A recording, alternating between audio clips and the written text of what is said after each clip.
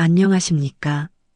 저는 서울 세브란스병원 신경외과에서 30년째 근무하고 있는 김태윤 교수라고 합니다. 올해로 60을 맞이했네요.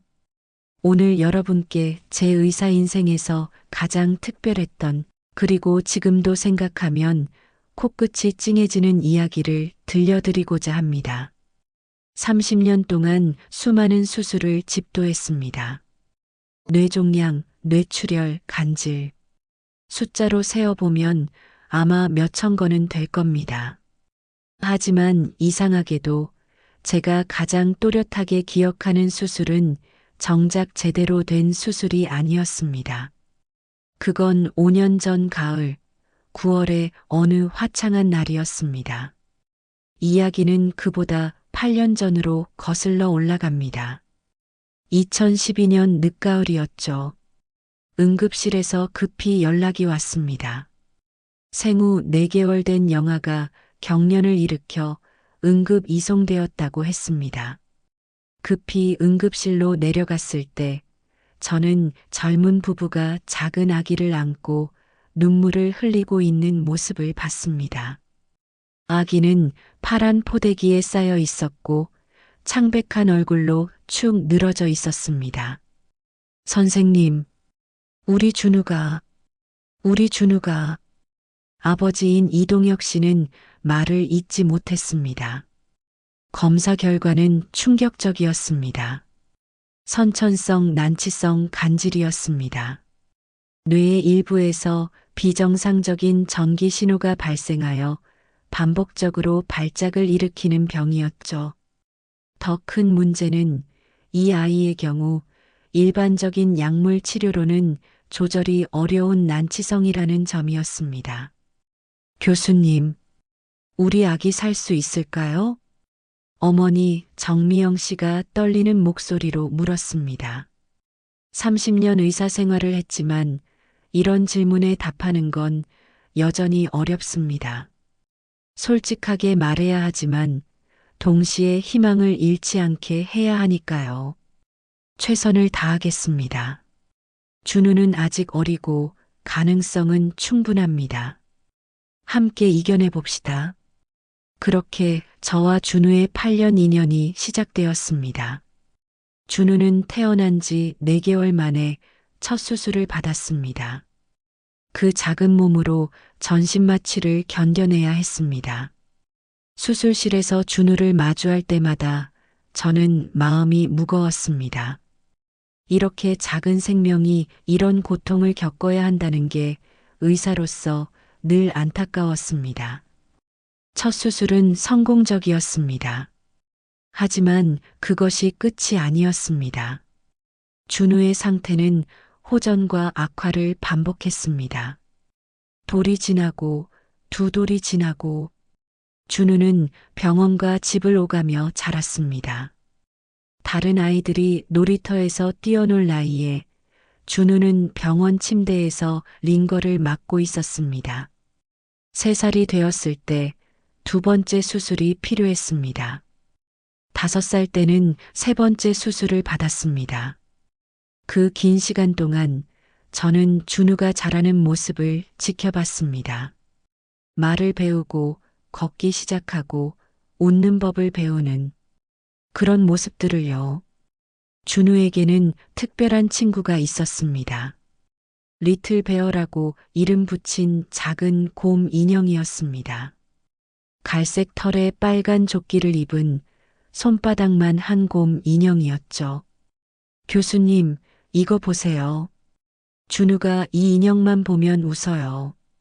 미영 씨가 처음 그 인형을 보여줬을 때가 기억납니다. 생후 6개월쯤 되었을 때였을 겁니다. 그때부터 리틀 베어는 준우의 모든 순간에 함께 했습니다. 입원할 때도, 검사 받을 때도, 수술실 앞까지도 항상 준우의 작은 손에는 그 곰 인형이 쥐어져 있었습니다. 준우야, 주사 맞아야 해. 아플 거야. 괜찮아요. 리틀 베어가 있어요. 4살 된 준우가 저에게 했던 말입니다. 그 작은 아이가 그 인형을 꼭 안고 용감하게 주사를 맞던 모습을 저는 잊을 수가 없습니다. 시간이 흐르면서 리틀 베어는 낡아갔습니다. 한쪽 눈의 단추가 떨어져 나가고 팔 부분이 뜯어져서 솜이 보이기 시작했습니다. 빨간 조끼는 색이 바래고 얼룩이 졌습니다. 준우야, 새 인형 사줄까? 이건 너무 낡았어. 동혁 씨가 여러 번 제안했지만 준우는 고개를 저었습니다. 싫어요. 리틀 베어는 나랑 같이 아팠어요. 새 인형은 나를 몰라요. 8살 아이의 입에서 나온 말이라고는 믿기 어려운 깊이 있는 말이었습니다. 그해 9월 준우의 상태가 급격히 악화되었습니다. 발작의 빈도가 늘어났고 약물 효과도 떨어졌습니다. MRI 검사 결과 병변이 다시 활성화된 것으로 보였습니다. 교수님, 또 수술해야 하나요? 미영 씨의 목소리에는 지친 기색이 역력했습니다. 8년이라는 시간 동안 이 가족은 너무나 많은 것을 견뎌냈습니다. 네. 이번에는 조금 더 광범위한 수술이 필요합니다. 하지만 이번이 마지막이 될 수 있습니다. 준우의 뇌가 성장하면서 안정화될 가능성이 높아졌습니다. 마지막. 이라고요? 네. 희망을 가져도 좋습니다. 수술은 9월 23일 오전 9시로 잡혔습니다. 수술 당일 아침, 저는 평소보다 일찍 병원에 도착했습니다. 준우는 이미 수술 대기실에 와 있었습니다. 보호자 가운을 입은 동혁 씨와 미영 씨가 양옆에서 준우의 손을 잡고 있었습니다. 준우야, 안녕. 제가 다가가자 준우가 고개를 들었습니다. 하지만 평소와 달리 준우의 표정이 어두웠습니다. 교수님, 왜 그래? 무서워? 준우는 고개를 끄덕였습니다. 그리고 품속에서 무언가를 꺼냈습니다. 바로 리틀 베어였습니다. 준우야, 인형은 수술실에 못 가져가. 알지? 간호사가 부드럽게 말했지만 준우는 인형을 더욱 꽉 껴안았습니다. 준우야, 엄마가 여기서 잘 보관하고 있을게. 미영 씨가 달래려 했지만 준우는 눈물을 글썽였습니다. 저는 무릎을 꿇고 준우와 눈높이를 맞췄습니다. 준우야, 무슨 일이야? 선생님한테 말해봐. 준우는 한참을 망설이다가 작은 목소리로 말했습니다. 교수님, 리틀 베어도 수술해 주실 수 있어요? 응, 리틀 베어를? 네, 리틀 베어가 많이 아파요. 여기 봐요. 준우가 인형을 들어 보였습니다. 팔 부분이 크게 뜯어져 있었고 배 부분에서도 솜이 빠져나오고 있었습니다. 한쪽 다리의 실밥도 풀어져 있었습니다. 나는 교수님이 수술해 주시면 안 아파요. 그런데 리틀 베어는 계속 아파요.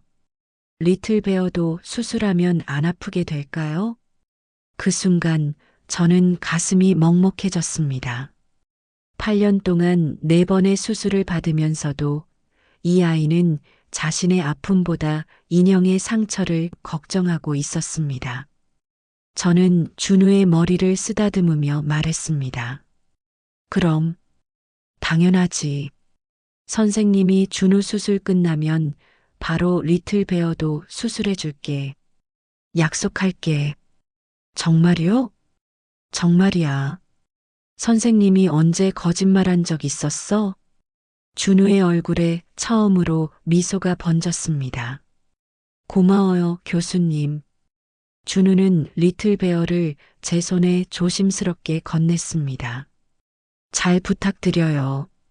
리틀 베어 아프지 않게 해주세요. 그럼, 선생님을 믿어. 준우가 마취에 들어가고 수술이 시작되었습니다. 4시간 30분이 걸린 수술이었습니다. 다행히 모든 것이 계획대로 진행되었습니다. 병변을 성공적으로 제거했고 출혈이나 합병증도 없었습니다. 수술 잘 끝났습니다. 이제 봉합하겠습니다. 마지막 봉합을 마치고 저는 잠시 주저했습니다. 그리고 수술실을 둘러봤습니다. 박 간호사님, 네, 교수님, 혹시 작은 수술대 하나 구할 수 있을까요? 그리고 봉합사 좀 가져다 주세요. 네, 수술대요? 베테랑 간호사인 박미선 간호사가 의아한 표정을 지었습니다. 아, 그리고 소독된 수술 도구 세트도 하나 더 부탁합니다. 다른 의료진들도 고개를 갸웃거렸지만 아무도 묻지 않았습니다. 준우를 회복실로 이송한 후 저는 다시 수술실로 돌아왔습니다. 수술대 옆에는 작은 기구대가 준비되어 있었고 그 위에 리틀 베어가 누워 있었습니다. 교수님 설마. 박 간호사가 놀란 표정으로 말했습니다. 네. 약속했으니까요. 저는 새 수술 장갑을 끼고 리틀 베어를 살펴봤습니다. 오른쪽 팔 마이너스 길이 3cm의 찢어진 상처, 솜이 빠져나옴, 배 부분 마이너스 2cm 정도의 열린 상처, 왼쪽 다리 마이너스 실밥이 풀어진 상태, 오른쪽 눈 마이너스 단추가 떨어져 나감. 자, 우리 환자를 치료해 볼까요? 저는 가장 가는 봉합사를 집었습니다. 첫 바늘을 찌를 때 문득 이런 생각이 들었습니다. 내가 지금 뭘 하고 있는 거지? 60평생, 그것도 30년 의사 생활을 하면서 인형을 수술하다니. 하지만 손을 멈출 수 없었습니다. 한 땀 한 땀. 뇌수술을 할 때만큼이나 정성스럽게 리틀 베어의 상처를 꿰맸습니다. 팔의 상처를 봉합하고 빠진 솜을 다시 넣어주고 배의 상처를 봉합했습니다. 다리의 풀어진 부분도 다시 꼼꼼하게 꿰맸습니다. 교수님, 여기 단추 있습니다. 박 간호사가 작은 검은 단추를 건넸습니다. 어디서 구했어요? 제 가운에 달린 거 떼어왔어요. 크기가 딱 맞을 것 같아서요. 저는 그 단추를 리틀 베어의 눈자리에 조심스럽게 달아주었습니다. 마지막으로 전체적으로 털을 정돈하고 빨간 조끼의 단추도 다시 달아주었습니다. 수술 완료. 시계를 보니 40분이 지나 있었습니다. 교수님, 뒤를 돌아보니 수술실 스태프들이 모두 미소를 짓고 있었습니다. 몇몇은 눈시울을 붉히고 있었습니다. 저도 사진 한 장 찍어도 될까요? 제일 어린 신규 간호사가 조심스럽게 물었습니다. 그러세요. 그렇게 리틀 베어의 수술 사진이 몇 장 찍혔습니다. 수술이 끝나고 저는 회복실 밖 대기실로 갔습니다. 동혁 씨와 미영 씨가 불안한 표정으로 기다리고 있었습니다. 수술 잘 끝났습니다. 정말요? 교수님 감사합니다. 두 분 모두 안도의 한숨을 쉬었습니다.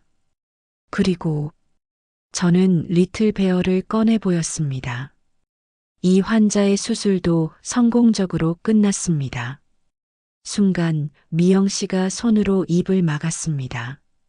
동혁 씨는 리틀 베어를 받아들고는 그대로 고개를 숙이고 말았습니다. 어깨가 미세하게 떨리고 있었습니다. 교수님, 미영 씨가 눈물을 흘리며 말했습니다. 정말 감사합니다. 8년 동안 선생님이 우리 준우의 생명을 지켜주신 것만으로도 감사한데, 이렇게까지 괜찮습니다. 약속했으니까요. 동혁 씨가 고개를 들었습니다. 눈가가 붉게 물들어 있었습니다. 교수님, 선생님은 단순히 의사가 아니십니다. 선생님은 그는 말을 잇지 못했습니다. 준우가 곧 깨어날 겁니다. 들어가 보시죠. 준우가 마취에서 깨어난 건 그로부터 2시간 후였습니다. 엄마, 아빠, 응, 준우야. 여기 있어. 수술 끝났어요? 응, 잘 끝났어. 교수님이 아주 잘해주셨어. 준우가 천천히 주변을 둘러봤습니다. 그리고 무언가를 찾는 듯한 표정을 지었습니다. 리틀 베어, 여기 있어. 동혁 씨가 리틀 베어를 준우의 손에 쥐어주었습니다. 준우가 인형을 들여다보는 순간 그의 눈이 커졌습니다. 우와, 찢어졌던 팔이 깨끗하게 봉합되어 있었습니다. 배의 상처도 말끔하게 꿰매져 있었습니다. 없어졌던 눈도 다시 달려 있었습니다. 리틀 베어, 안 아파? 준우가 인형에게 속삭였습니다. 이제 안 아파. 교수님이 수술해 주셨어. 정말요? 진짜 수술해 주셨어요? 준우가 믿기지 않는다는 표정으로 물었습니다. 정말이야. 교수님이 준우 수술하고 나서 바로 리틀 베어도 수술해 주셨어. 고마워요. 리틀 베어, 이제 안 아프구나. 나도 안 아프고, 너도 안 아프고. 준우가 인형을 꼭 껴안으며 중얼거렸습니다. 제가 회복실에 들어서자 준우가 저를 보고 환하게 웃었습니다. 교수님, 고맙습니다. 별 말씀을. 준우도 수술 잘 견뎌줘서 고마워. 교수님, 리틀 베어가 엄청 좋아해요. 봐요, 웃고 있어요. 준우가 인형을 들어 보였습니다. 정말로 그 작은 곰 인형이 웃고 있는 것 같았습니다. 준우는 빠르게 회복했습니다. 일주일 후 퇴원할 때 준우는 리틀 베어를 한 손에 들고 다른 손으로는 제 손을 꼭 잡았습니다. 교수님, 다음에 또 올 거예요. 응? 아프면 안 되는데? 아파서 오는 거 아니에요. 그냥 교수님 보러 올 거예요. 리틀 베어도 교수님 보고 싶대요. 그래, 언제든지 와. 선생님도 준우 보고 싶을 거야. 며칠 후 병원 우편함에 작은 소포가 도착했습니다. 발신자는 이준우. 소포를 열어보니 직접 그린 듯한 그림 한 장과 편지가 들어 있었습니다.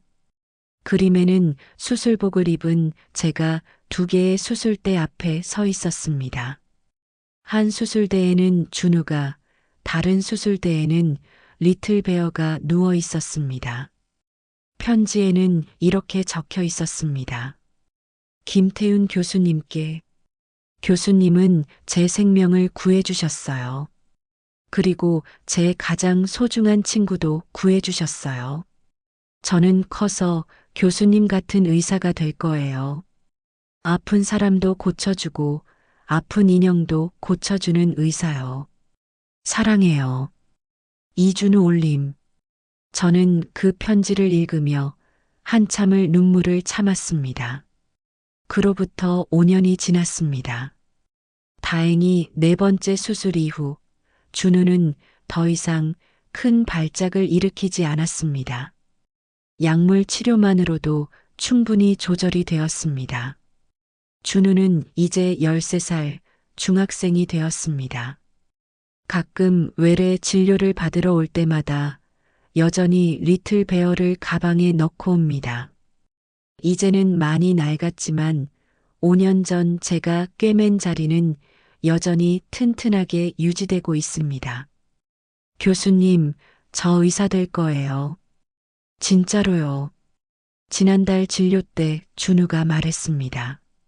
그래, 어떤 의사? 교수님 같은 의사요. 아픈 사람들을 치료하고 그 사람들이 아끼는 것도 소중히 여기는 의사요. 그 말을 들으며 저는 생각했습니다. 이 아이가 의사가 되면 틀림없이 저보다 훨씬 훌륭한 의사가 될 거라고. 지금도 제 진료실 책상 한편에는 준우가 그린 그림이 액자에 담겨 놓여 있습니다. 힘든 수술을 마치고 돌아올 때, 어려운 환자를 마주했을 때, 저는 그 그림을 봅니다. 그리고 생각합니다. 의사의 역할이 무엇인가를. 30년 동안 저는 수많은 의학 서적을 읽었습니다. 최신 수술 기법을 배웠고 논문을 쓰고 학회에서 발표했습니다. 하지만 준우에게서 배운 것은 그 어떤 책이나 논문에서도 배울 수 없는 것이었습니다. 환자에게 필요한 것은 때로는 최신 의료 기술이 아닐 수 있습니다. 가장 비싼 약이 아닐 수도 있습니다. 때로는 그저 그들의 마음을 헤아려주는 작은 공감, 작은 배려가 가장 큰 치유가 될 수 있습니다. 8살 아이가 수술실에 몰래 가져온 낡은 인형. 그것을 40분 동안 꿰매준 것. 그것은 어쩌면 제 의사 인생에서 가장 중요한 수술이었을지도 모릅니다. 의학적으로는 아무 의미 없는 행위였지만 그 40분이 한 아이에게는 평생의 기억이 되었고 저에게는 의사로서의 진정한 의미를 깨닫게 해준 시간이 되었으니까요. 그날 이후 저는 변했습니다. 환자를 볼 때 단순히 병만 보지 않습니다. 그 사람의 마음도 봅니다. 그들이 무엇을 두려워하는지, 무엇을 소중히 여기는지, 무엇이 그들에게 힘이 되는지를 봅니다.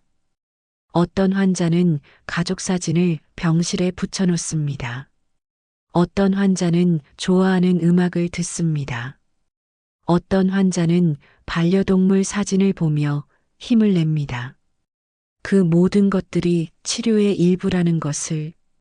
의사는 단순히 병을 고치는 사람이 아니라 사람을 치유하는 사람이라는 것을 준우가 가르쳐 준 것입니다. 이 이야기를 듣고 계신 여러분께 말씀드리고 싶습니다. 만약 여러분이 의료인이라면 혹은 의료인이 되려는 꿈을 가지고 있다면 기술도 중요하고 지식도 중요합니다. 하지만 그것만큼 중요한 것이 있습니다. 바로 환자의 마음을 이해하려는 노력입니다. 그리고 만약 여러분이 환자나 보호자라면 때로는 의사에게도 여러분의 마음을 열어주세요. 무엇이 두려운지, 무엇이 걱정인지, 무엇이 힘이 되는지 말해주세요. 우리는 함께 병과 싸우는 동료니까요. 저는 올해로 60입니다. 아마 10년쯤 후면 은퇴하게 되겠죠. 하지만 은퇴하는 날까지, 아니 그 이후에도 저는 준우와 리틀 베어를 잊지 않을 것입니다. 그리고 제 후배 의사들에게, 제 학생들에게 이 이야기를 계속 들려줄 것입니다. 진정한 의술은 메스로 살을 가르는 것이 아니라 마음으로 마음을 어루만지는 것이라고. 가장 작은 배려가 때로는 가장 큰 치유가 된다고. 긴 이야기 들어주셔서 감사합니다. 여러분 모두 건강하시길 바랍니다. 그리고 여러분 곁에 있는 소중한 것들, 소중한 사람들을 꼭 끌어안아 주세요. 감사합니다. 여러분, 오늘 사연은 여기까지입니다. 이 이야기가 마음에 드셨다면 구독과 좋아요, 알림 설정 부탁드립니다.